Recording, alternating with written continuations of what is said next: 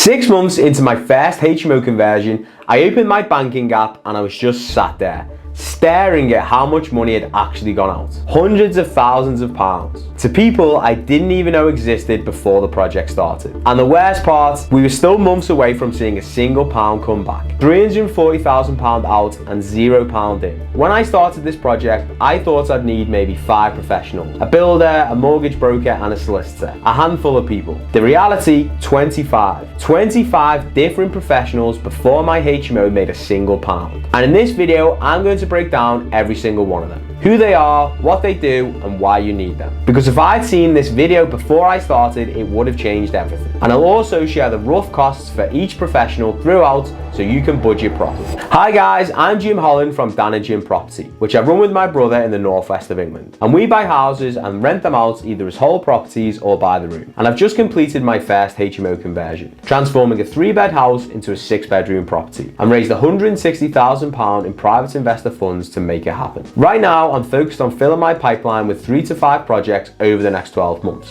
And my bigger vision is to create freedom for myself and others through property, whilst providing high quality housing that people are actually proud to call their home. And in this video, I'm going to walk you through all 25 professionals I had to work with to get this deal over the line. From estate agents to valuers, architects, accountants, builders and mortgage brokers. Every single person. What they do and why you need them, and what I learned along the way. A quick thing before we dive into it, if you're sitting on capital, whether that's 500,000, 1 million or all the way up to 5 million, and you're looking at how to deploy it into property without becoming a full-time landlord, there's a link in the description to our investor waitlist. We partner with private investors on HMO conversions. You provide the capital and we handle everything else, including managing all 25 of these professionals, and we have a 50-50 profit split. It's not for everyone, but if it's for you, there's a link below. And if you want access to the list of 25 professionals with cost, there'll also be a link to that in the description as well. Right, let's get into it. So before you even own the property, there are 10 different professionals you're going to need to work with. 10 people just to get keys. And one of these nearly derailed our entire deal, and I'll tell you which one in a second. Number 1 is an estate agent or a deal sourcer. Now we found our deal on Rightmove. So for us, it was working with the estate agent. Now this one's pretty simple. You should be building relationships with estate agents regardless. They're the ones who are going to bring you deals. So make sure you're communicating with them throughout the conveyancing process to keep them updated. And ultimately, try and be as easy to work with as possible. And if you're buying from a deal sourcer instead, that's a different route. They'll likely find the deal for you and package it up and charge you a fee. Now the rough costs for this, estate agent, we didn't pay anything, the vendor pays for that. And a deal sourcer, that's likely to be anywhere from £3,000 to £5,000 depending on the deal. Number 2, mortgage broker. Now this one's important. You need a mortgage broker who specifically understands HMO conversions. For my first deal, I was using bridging and development finance. So I needed a broker who could find that for me. But more importantly, I needed someone who could find the product at the back end that would allow me to refinance onto a commercial valuation. And that's the key bit. Not every broker understands commercial valuations on HMOs. If yours doesn't, find one who does. Otherwise, you'll leave money on the table when it comes to your refinance. Rough costs for this, I paid £500 up front and £500 at the back end, so £1,000 in total. Number 3 is the finance company. My broker found our finance company. We used a company called Roma Finance. This is where the bridging and development finance comes from. For the purchase, we put down 35% deposit and they lent us the rest. And then for the refurb, we had a development finance facility of £160,000 to get the work done. You'll pay interest on the bridging loan for as long as it's outstanding, and you'll draw down the development finance in stages as the bill progresses. Rough costs massively vary depending on the deal, the lender and the rate at the time, but a ballpark is to expect around 1% a month on development finance. But in reality, your broker is going to guide you on the best rates because these change constantly. Number 4 is private investors and JV partners. We raised £160,000 for our first deal. £100,000 come from a JV partner and £60,000 came from private investors. We brought the investors in at the conveyancing stage. We signed a 12-month term with them for a fixed percentage return, and we gave them weekly updates throughout the project and paid them back after 12 months. If you're raising private finance, you need to be organised, communicate well and set clear expectations from the start. These are real people trusting you with real money.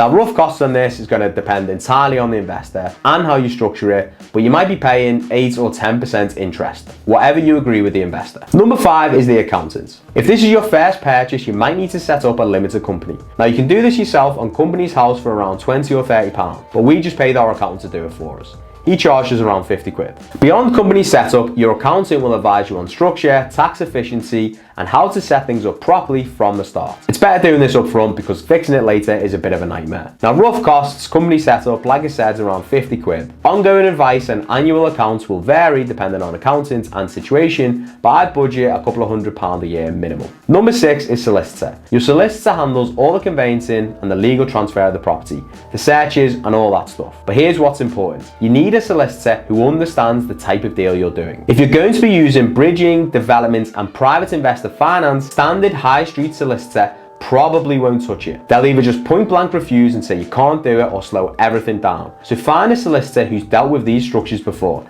and ask them directly, have you handled bridging and development finance before? If they hesitate, just move on. Rough costs, we paid around £3,000 for a solicitor for our deal. Number 7 is the architect. Your architect is probably coming in towards the end of the conveyancing process, once you're locked into the deal. They're going to produce all your drawings to building regulation standards. These are the plans your builder works from. So it's not just about pretty drawings. Your architect will measure all the rooms, making sure you're using the right materials and making sure everything's going to pass building control, which I'm going to talk about later. If your drawings are wrong, your builder builds it wrong. If your builder builds it wrong, building control fails it. And then ultimately, you're gonna have to pay to fix it. And here's why this next step matters. You need those professional drawings for your valuer's report. They want to see exactly what you're going to be building out before they value it. Now, my best tip for finding a good architect is go onto your local council's planning portal. Look at previous HMO projects that have been approved. See who drew those plans up, because those architects already know how to get things approved in your area. Or the alternative is speak to other people in your network and ask them who they've used for their conversions. Now, rough cost for this can be anywhere from £3,000 to £5,000 depending on the complexity of your project. Number 8 is interior designer. Now, I'll be honest, I didn't actually use one of these on my projects. But if you're in a particularly competitive area and you want rooms to really stand out, this is definitely worth considering. An interior designer will help you with the look and feel of the property. They'll often give you a full list of everything to order to fit it out. Furniture, fixtures and finishes. Some architects also do interior design as well, so you can bundle it all together. Would I use one on future projects? Well, it depends on the area. If you're competing for professional tenants in a city centre, a well-designed room can justify higher rents and ultimately fill faster, so it might be worth the return on investment. The rough costs here are going to be anywhere from £1,000 to £1,500 depending on the designer and the scope. Right, we're 8 professionals in and we're about to get the property value, but these next 2 professionals can make or break your deal before you even own it. Number 9, the valuer. This is the one that nearly derailed us. We needed a valuer because our bridging company required a pre-valuation report. This is basically a report saying when this project is complete, we think it'll be worth X amount. This is why you need your architecture drawings ready. The valuer wants to see exactly what you're going to be building. Room sizes, layout, and specification. Without proper drawings, they can't give you a proper valuation. The valuer has to come from the lender's panel, so you get a few choices of different surveyors. And here's where it gets tricky, and it's a bit of a dark art. You need a valuer who understands your area and understands valuing HMOs on a commercial basis. If they don't, they'll undervalue your project, which could cause you massive problems. And unfortunately, we learned this the hard way. Our first valuer came back with an absolute stinker, way below what the property would be worth. And if we'd accepted that valuation, our whole deal would have fallen apart. So we had to pay for a second valuer, someone who actually understands HMOs. And they came back with a number £70,000 above the first one. And that made the deal work. Lessons learned, ask your broker or lender which of the valuers on the panel have experience with HMO commercial valuations. Don't leave it to chance. Now, the rough costs here are anywhere from £1,500 to £3,000. But in our case, we paid twice. But getting the right value is worth every penny, because it unlocks the whole deal. Number 10 is a surveyor. The last one before you own the property. You're going to be doing major works on this property, so you might want to get a building survey done during conveyancing. Now, you can pick a lot of stuff up on a viewing, but ultimately, we're not builders or surveyors. And a proper surveyor will flag any major structural issues before you commit. Is it essential? Not always. But if you're spending £340,000 on a conversion, spending £500 to £1,000 on a survey to avoid a nasty surprise is a pretty good insurance. So that's 10 professionals before you even own the property. 10 people and thousands of pounds paid out. And you haven't even picked up a hammer yet. But now you need to make sure what you're building is actually legal, because the next 3 professionals are all about planning and permissions. And if you skip any of these, you could end up with a project you can't finish. This phase has 3 professionals. And honestly, this is the bit most people either skip or get wrong. So don't be one of them. Number 11 is a planning consultant. If you're doing a conversion to 6 beds or under, you might be able to do everything under permitted development rights, which means you don't need full planning permission. But if you're going bigger than 6 beds, you'll need to submit a planning application. And that's where a planning consultant comes in. They'll help you put together your application to deal with the council, handle any objections, and guide you through the process. If you've never done a planning application before, it's probably not worth winging it. A good planning consultant knows what the council wants and how you need to present your case. Now, the rough costs for this can be around £2,000 for a planning consultant. Number 12 is the planning department. At some point, you're going to have to deal with your local council's planning department. If you need full planning permission, you'll submit an application, pay the fee, and wait to hear back. It can take weeks, more likely months. And depending on your projects, you might have to go to the planning committee. I didn't have to do that on my project because everything was under permitted development rights. But, and this is super important, I still applied for a lawful development certificate. This is basically the council confirming in writing that what you're doing is lawful and above board. It's not full planning permission, but it's proof that you have the right to do the work. So even if you think you're under permitted development rights, you'll still probably have to deal with the planning department. Now, rough costs, planning applications are around 600 quid. And a lawful development certificate is cheaper, but it varies by council. Number 13 is a party wall surveyor. The last one in this section. And this only applies if you're doing work on the party wall. And that's the wall you share with a neighbour. On my project, we were putting steels in. That meant we needed a party wall award. The party wall surveyor will issue your neighbours with the correct notices, handle the paperwork, and make sure everything is legally documented before you start work. Rough costs around 1,500 quid. So that's 3 more professionals. 13 down, 12 to go. You've got your plans, you've got your permissions, everything's legal and documented. Now comes the part where most HMO projects either succeed or fall apart, and that's the build. Because when you walk into a terraced house and it looks like a church, no ceilings, no walls, just rafters all the way up to the roof, you're going to feel out your depth. And that's completely normal. It's part of the process. You just have to keep chipping away at it. So let me walk you through who you're going to be dealing with. And this phase has 6 professionals. Number 14, builder. Now this is a massive one. Your builder is going to make or break your project. And here's my number 1 piece of advice. Only use builders who've done HMOs before. Don't use your mate who's a builder who says he can probably do a HMO. If he hasn't done one, he'll be learning on the job. And that learning is going to cost you time and money. Use your network, speak to other HMO investors in your area, and find out who they've used. Get recommendations from people who've actually completed projects. And get 3 quotes as a minimum, and compare them properly. In terms of payments, I'd recommend structured payments tied to stages of work. We had to do this anyway because we were using development finance. And we'd get a drawdown after each major phase. So you'll have your rip out phase, and the builder's probably going to want 10k up front before he even starts the project. And then first fix, second fix, and then final stages, decoration and snagging. But don't do the drawdowns too often because you'll rack up fees every time the QS comes to site to sign things off. Every 6 weeks or so worked pretty well for us. One more thing, we both had full-time jobs during this project. So that meant we couldn't be on site every single day. So our builder sourced a lot of materials and supplies for us. So obviously he's going to put his margin on that. But that's the trade-off, cost versus time. If you've got a full-time job and you think you're going to be project managing a full back-to-brick HMO conversion yourself, sourcing every material and being on site every day, you're probably going to struggle. This isn't a little buy-to-let refurb. This is a serious build. We went to site once a week and had a full walkthrough with the builder, then created updates for our investors. I remember this, things are always going to go wrong. We had walls that we thought were sound and they weren't, and we had to rebuild 2 of them. And this wasn't in our budget. That's the reality of these projects. You don't know what you're dealing with until everything's stripped back. Rough costs depend entirely on the size and scope of your project. We paid around £160,000 for our refurb. That included an extension, a dormer, 6 en-suites, 4 kitchenettes, and a full main kitchen. Number 15 is building control. Building control are the people who sign off all of the building work. They'll visit site 3 or 4 times throughout the project, typically after each major phase. After the rip out, when foundations are going in, and towards the end of the project when everything's done. Now here's something important. Building control's main concern is around fire safety. They want to make sure there's a safe exit route if there's a fire. This is where kitchenettes can be an issue. I've spoken to other investors who've had disagreements with building control over where kitchenettes can be positioned in bedrooms. If it blocks a safe exit route, they'll fail it. So make sure you're talking to your architect about this up front.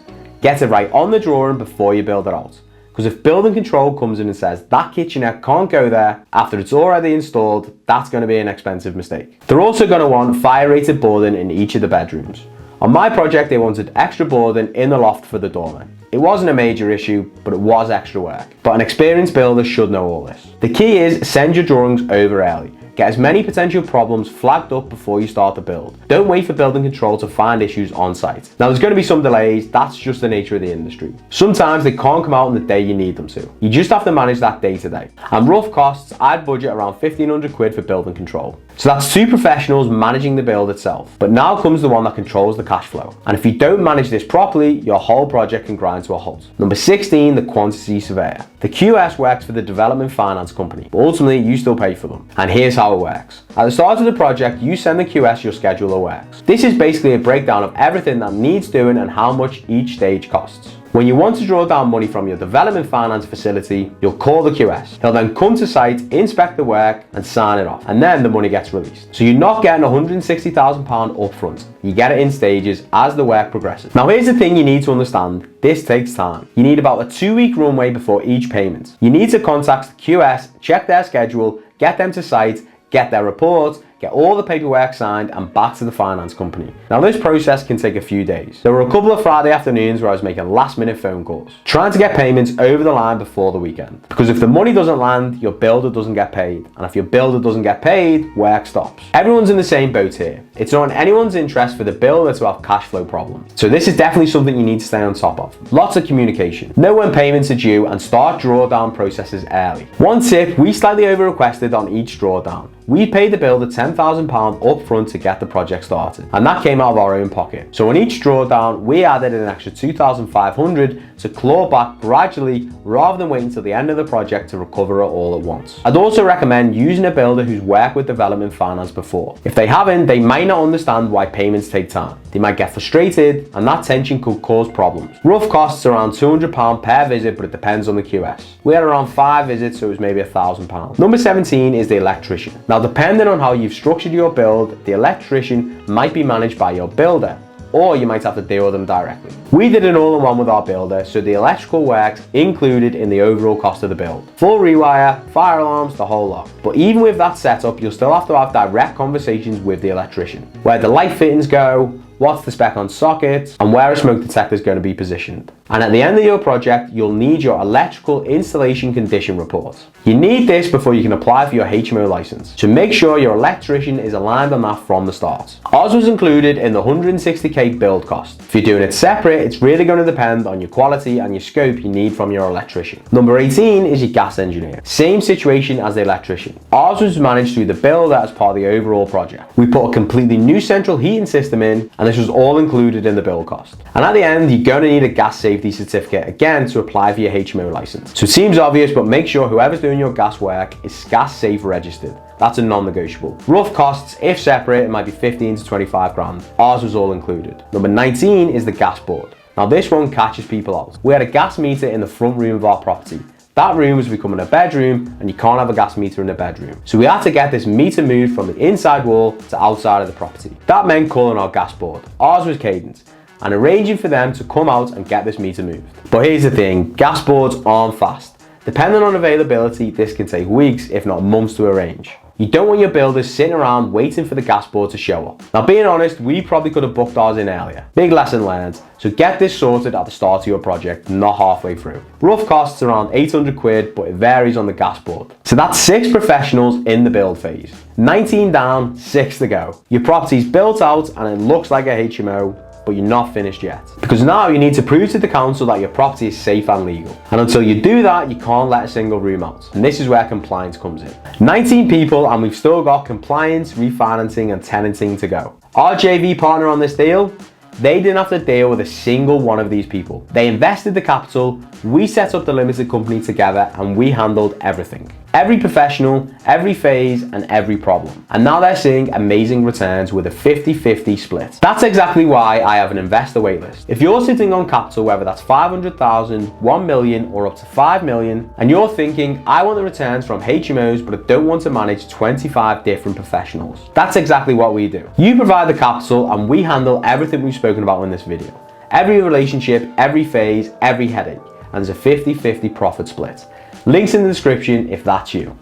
Right, let's talk about compliance. This is the bit most people dread, and I know I did, and here's why. If you fail at this phase, it can destroy the entire deal. I'm not exaggerating here. If you fail your licensing visits, it means you can't get tenants in, and you probably won't be able to refinance either, which means being stuck on bridging finance paying 1% a month while you scramble to fix whatever went wrong. And if certain rooms can't be licensed, you might have to drop from a 6-bed to a 5-bed, and that completely changes the shape of the deal. Lower rents, lower valuation, more money left in. The numbers that made you go for the deal, they're completely gone. So the stakes are massive here. And there's 2 professionals in this phase, so let's go through them. Number 20 is the fire risk assessor. You need a fire risk assessment, and this is a mandatory part of your HMO licensing application, and your tenants need to be able to see this as well. We got an external company to come out. They'll walk through the whole project and generate a report with a list of actions. Some actions will be serious, stuff you need to sort out immediately, and others will be nice to have minor stuff. On my project, one of the things we had to do straight away was put plastic covers over the fire alarms to stop anyone accidentally knocking them. Pretty reasonable if you ask me, but here's the thing, you don't want to be on the back foot with this. If your fire risk assessor flags something major after the build is done, you're in trouble. You might have to take walls down, and that's money you didn't budget for. That's also delays you can't afford. So here's my advice. Speak to your fire risk assessor up front, when you've still got the drawings and everything's on paper. That's when changes are easy. If they flag it on a drawing, you move a line. If they flag it after you've built it, you're knocking down walls in real life. And you need to get this done before your HMO licensing visit. The licensing officer will want to see your fire risk assessments as part of the application. Now, rough costs of this can vary, but we paid around 300 quid. One down, but this next one is the big boy, the council. Number 21, the HMO licensing officer. This is where it all comes together, all falls apart. You apply for your HMO license through the council website. They'll ask for loads of detail, room sizes, drawings, and they'll want to see all your compliance documents. Fire risk assessments, building control sign-off, electrical installation report, and gas safety certificate. All the paperwork you've been collecting throughout the project. This is where it is really important. Now here's something useful. My council lets you send your drawings to the HMO office up front and get feedback before you build. Not all councils do this, but if yours does, I'd recommend using it. Because I've heard of investors who failed their licensing visit because rooms were too small, a couple of square meters under the minimum. And then you're in a massive battle with the council. Lots of HMO standards are guidelines, not hard rules. So there is some flexibility, but if you're on the wrong side of these guidelines, you've got an uphill fight. And you don't want to be fighting that out when licensing officer is standing in your property with a clipboard. So get ahead of the curve. Check your room sizes against your local standards before you build. Send your drawings to the HMO office if you can, and don't leave it to chance. Once you've submitted your application, you're technically allowed to start letting rooms. This license can take weeks or months to come through, but as long as you've applied, you can crack on. Eventually, the licensing officer will come out for a visit, and they'll be there for a couple of hours. They'll be checking room sizes, ensuite sizes, fire safety, and all things to do with your application. And I'm not gonna lie, when this happened to us, I was super nervous. 8 months of work, £340,000 spent. What if they found something? I'd heard horror stories about licensing inspectors being pretty ruthless with clipboards, catching people on stuff they never saw coming. So when the officer walked through my project, they absolutely loved it. They said it was one of the best HMOs they'd seen and asked if we could do more in the area, which was a massive relief. And honestly, they must see some proper rough HMOs. So if you put the effort in, they do notice it. But I won't pretend I wasn't sweating before the visit. Now my advice is have everything completed before they come. Don't be scrambling, don't give them a reason to delay. Understand your local HMO standards inside out, because getting things wrong can have massive ramifications. Now rough costs, licensing fees vary from council to council, anywhere from 800 to 1500 quid, depending where you are in the country. So that's 2 more professionals, 21 down, 4 to go. You've built it, you've passed compliance, now you're licensed. Now it's time to get your money back and get tenants in. The finish line is in sight. This is the moment the whole deal's been building towards, the refinance. This is where you find out if your numbers actually work.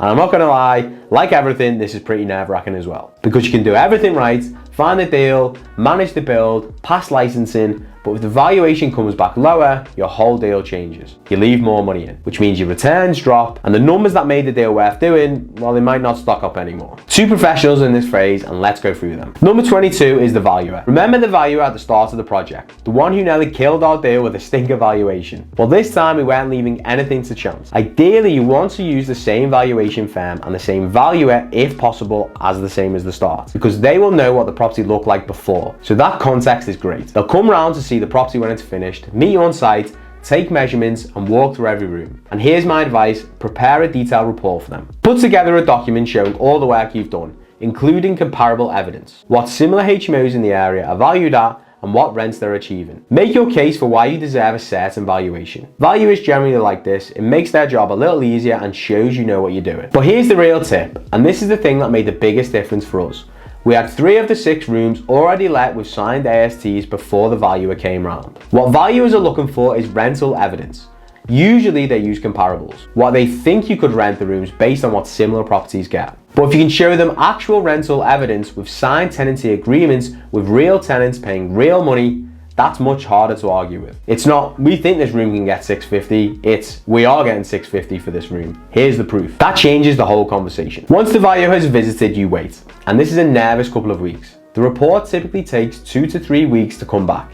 And it's going to be pretty comprehensive, breaking down everything. We were chasing our broker daily once the valuation had been done, refreshing emails, because although you've done everything you can, it's still ultimately outside of your control. Our valuation came back really strong, and it was really good for the area, but was still a little bit lower than what we wanted. And that's something I talk a lot about on this channel. You need to have a buffer. You need to have options for leaving more money in the deal than you planned, because you don't really know until this moment how much it's going to be. If you planned for 40k left in the deal and the valuation means you're leaving 60k in, you need to have a plan for that. If you don't, you're going to get stuck. Our valuation was within an acceptable range. The deal still worked, but it's always a reminder. Always plan for your valuation coming back lower than you hope. Rough costs for this are anywhere from £2,000 to £4,000 for the valuation. Valuation's done, but you're still not across the finish line just yet, because now you need to actually get the refinance over the line. And this is where delays can kill you. Number 23 is our old friend, the mortgage broker. This is the same broker you've been working with from the start. At least it should be. They found you your bridging and development finance. Now they need to find your exit product, long-term mortgage you're refinancing onto. This is why it's so important to use a broker who understands commercial valuations for HMOs. If they don't, they won't have access to the right lenders, and you'll be stuck trying to find someone who does while you're bleeding money on bridging interest. And speaking of bleeding money, our bridging was costing us 1% a month. On a loan of over £200,000, that's over £2,000 a month just in interest. Every week you're delayed, that's £500 gone. So time matters here a lot. The refinance process can take 6 to 9 weeks, sometimes longer if the delays. People on holiday, lenders being slow, paperwork getting stuck. And here's a risk most people don't think about: interest rate changes. Over the past couple of years, we've had a shift in landscape with rates. If your refinance takes a couple of weeks longer than expected, there might be another rate change. The product your broker secured might disappear, and you could end up on a more expensive rate than you planned. And that costs you money every single month for the life of your mortgage. So you need to stay on top of this. Chase your broker, chase the lender. Don't let things drift, because delays at this stage are incredibly expensive. We were on the bridge for maybe a month or 2 after the build finished. But here's the important thing. We had tenants in by then, so the rental income was servicing the bridging debt. We weren't paying that £2,000 a month out of our own pocket. And that's a key tip. Get tenants in as soon as you can. As soon as you've applied for your license, you can start letting rooms. Do it, because that income covers your bridging costs while you wait for the refinance to complete. And then one day, bingo bango, it lands. The refinance completes, that money hits your account. You can pay off your bridge and you can pay your investors back. And you can finally see what you've got left in the deal. After 8 months of work, after £340,000 going out, after 23 different professionals, you've got an asset. You've got tenants, you've got cash flow, and you've got most of your capital back to do it again. And I'll be honest, that feeling is worth all the stress. Now, rough costs, again, we paid £500 at the front end and £500 at the back end. It's £1,000. By the way, I've put together a free checklist of all 25 professionals with the rough costs so you can budget your own projects properly. The link for that is in the description below if you want me to send it over. 23 professionals paid, 340k spent, months of stress, and not a single pound coming back. This phase flips that. 2 more professionals, then rent starts flowing. But the key here is don't rush this, because getting the wrong tenants can undo all of your hard work. I've heard horror stories. Investors who let to the wrong people because they were desperate to fill rooms. Properties getting trashed, problem tenants causing loads of issues. Months of headaches and loads of costs to sort it out. You spent all this time, money and effort building a quality property. You want quality tenants who are going to look after the place and treat it properly, not people who are going to cause you loads of problems. So make sure you get it right. Number 24 is the letting agent. We use the letting agent to handle everything. Marketing the rooms, vetting the tenants, signing all the paperwork, moving tenants in, and the ongoing management. Why? Because me and Dan both work full time, and managing a HMO ourselves would take up too much bandwidth. So we choose to lean on an experienced professional. But here's the key here. You need a letting agent who's already managed HMOs. If they've never managed a HMO before, they won't know the dance. they won't understand room lets versus whole property lets, and they won't know how to properly vet HMO tenants. They'll be learning on the job, and that's not what you're paying them for. My advice here is go to your network, ask other HMO investors who they use, and that's how we found ours, through a recommendation, through our property network. And we actually got a bit of a discount because we're part of the same investing network. Another key thing here is our letting agents actually invest in property themselves, so they understand the game. And for me, that matters. They understand what we're trying to achieve. We also put them down on our HMO licensing application, and that carried a bit of favour because they already know the licensing team at the council. The council knows them, trusts them, and all of this helps. Now, one thing to watch is tenant finding fees. Some letting agents charge you a fee every time they find you a new tenant, and this could be a couple of £100 per tenant. On a 6-bed HMO with high turnover, that adds up fast. Your first month rent could disappear just by paying tenant finding fees. Our agent doesn't charge that because we're on their top management package. So make sure you understand the fee structure before you sign up with them. We pay a flat fee of 13% of the rent. That's typical for HMOs, usually somewhere between 10 to 15%. One more thing, lean on their experience. When we were filling the rooms, there was a couple of potential tenants with credit issues. Our letting agent met them and got a vibe and advised us not to take them on. We listened and waited a couple of weeks for a better tenant to come through. That's the value of a good agent. They're meeting these people face to face. They know who's going to be a good tenant and who's going to cause lots of problems, so trust their judgment. And another tip, always start high with your rent, and you can always drift it down if the rooms don't fill. But don't drop your prices and your standards too quickly. A bad tenant can cost you far more than a few weeks of voids. So rough costs for letting age management is 10 to 15% of rent for ongoing. And watch out for those tenant finding fees. The agent's sorted, tenants lined up, but there's one more thing you need in place before anyone moves in. Number 25 is an insurance broker. Before any tenant moves in, you need insurance in place. We use an insurance broker who specializes in HMOs. It's similar to normal landlord insurance, but the numbers are just bigger because the property values are higher. And we actually use the same broker to get us insurance during the build phase of the project to make sure we were covered with all of that. And once you finish, you're going to need building insurance, and we also got rent guarantee insurance, which covers us if tenants stop paying. Again, my advice here is go to your network, get a couple of quotes, and make sure they understand HMOs. One thing I'd say, rent guarantee insurance is expensive. We're paying around 120 quid a month for that. Looking back, I'm not sure we'd do it again. I might just keep that money in a separate pot as a buffer instead. Building insurance was around 40 quid a month, so total insurance costs are around 160 a month. So make sure you factor those into your numbers. 25 different relationships to manage. 6 different phases, 8 months of work, £340,000 out the door before a single pound comes back. And this is why most people never do a HMO conversion. And honestly, it's why most people shouldn't try and do it alone. This is exactly why I work with investors. If you're sitting on capital, whether that's 500,000, 1 million, or all the way up to 5 million, and you're looking at this thinking, I want the returns, but I don't want to have to deal with 25 different professionals, that's exactly what we do. You provide the capital and we can handle everything else. Every professional, every relationship, every phase, and every problem, and split everything 50-50. You get the returns, you get the assets appreciation, and you get the cash flow, without becoming a full-time project manager. If that sounds like you, there's an investor waitlist in the description below. We're only taking on 2 or 3 new investing partners this quarter.